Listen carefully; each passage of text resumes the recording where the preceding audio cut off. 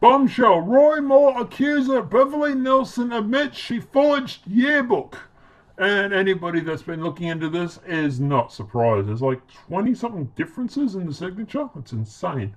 Beverly Young Nelson has finally admitted that she forged a portion of the infamous high school yearbook and that she and attorney Gloria used as proof of the accusations against Senate candidate Roy Moore.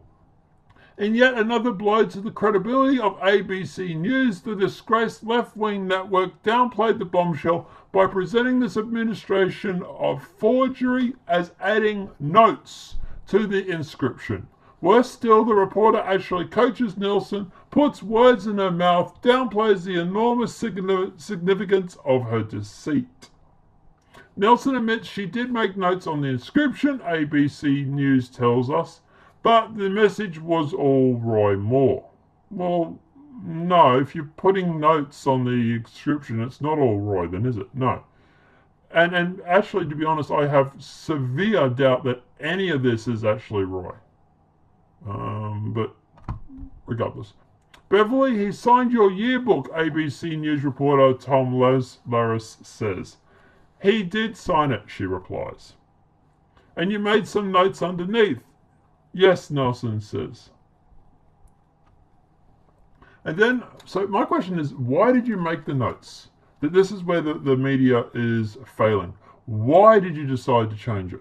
That would be my question, but regardless. And then, after the woman admits to forging a document used in a campaign to destroy the Republican nominee for the U.S. Senate in Alabama, NBC News quickly moves on as though it's not news of extraordinary consequences. Lemus also fails to ask any follow-up questions, such as, if the explanation is as simple, why wait all these weeks to offer it? Or why did you lie? Well, that was my question, but anyway. Nelson is accusing Moore of attempting to assault her when she was just 16 years old. With the election just 4 days away, this admission of forgery could not come at a better time for Moore. Nelson and Aria are planning, sorry, I might be mispronouncing that name, are planning a news conference Friday, but nothing will overcome the forgery admission. How can anyone believe anything she says after admitting to such a thing? Early reports that Nelson and Aria will produce an expert to prove the rest of the yearbook is not a forgery.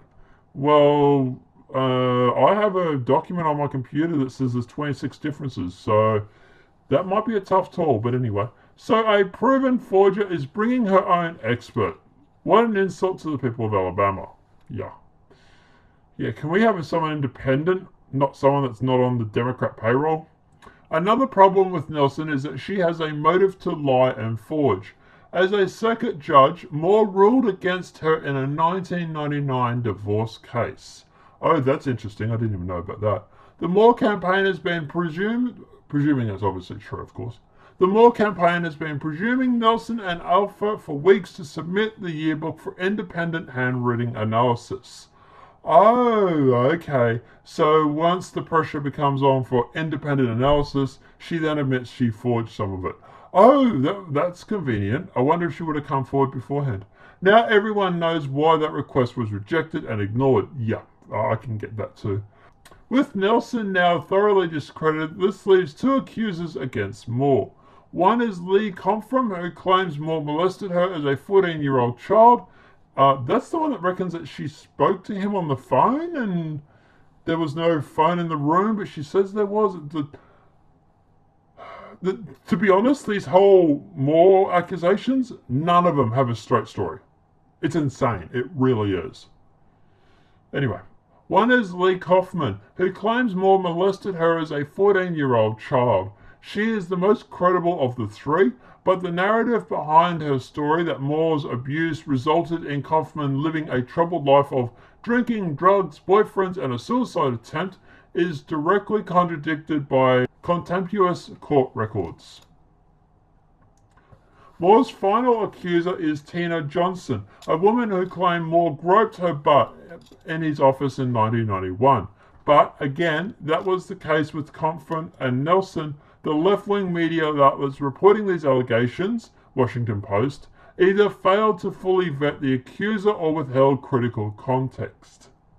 Thanks to new media going behind these discredited outlets to fact-check the reporting, we now know that Johnson did not tell the entire truth.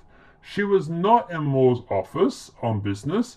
If she was in Moore's office at all, it was due to a bitter custody battle where Moore represented Jonas's mother, who was trying to gain custody of Jonah's 12-year-old son based on the claim that Jonah was unfit, absent, and unstable mother. Oh, so she has no motive whatsoever. Oh, right. Okay. If the media and the accusers and Gloria Allred told the full truth to begin with, they would be more credible. Well, that's actually completely true too. You start lying and you start losing credibility. As far as the accusations against Moore involved, he's waiting to date teenage girls. Those are trumped up charges, utter nonsense. The age of consent in Alabama was and is 16. Moreover, 40 years ago, it was not all too uncommon in the South for a 32-year-old man to seek a much younger bride. So not only did Moore not break the law, he was not violating any social mores. Yeah, that's a bit of a piss-work excuse, but yeah. Alright, what do I think about all this?